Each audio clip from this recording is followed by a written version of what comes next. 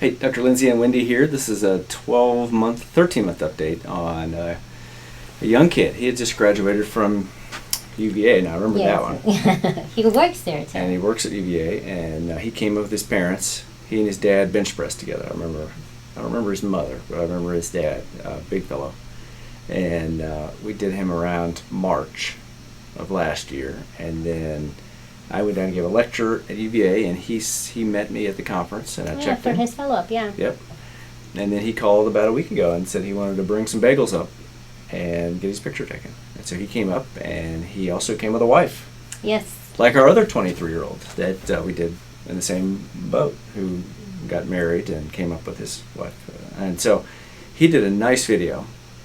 It happened. But unfortunately, we were really busy that day, and I didn't check to make sure that the microphone was on.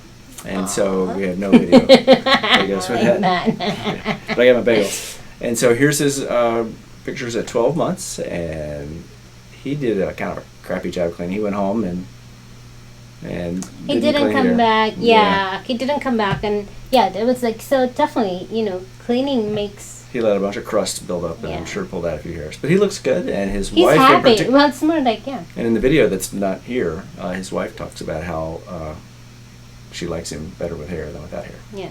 So I know we're going to do a second case on him at some point. They're trying to pay for the honeymoon, and we'll get him up and do a better video that has sound to it. But bottom line, for you younger guys, we'll certainly do cases. It takes a while to grow in, and you just need to plan on most likely 2 cases for you younger guys. Yeah, because when you're 23 and you're looking at a hair transplant, chances are there's a lot of hair loss, not just little tiny triangles. lunchtime special. Yeah. Yeah.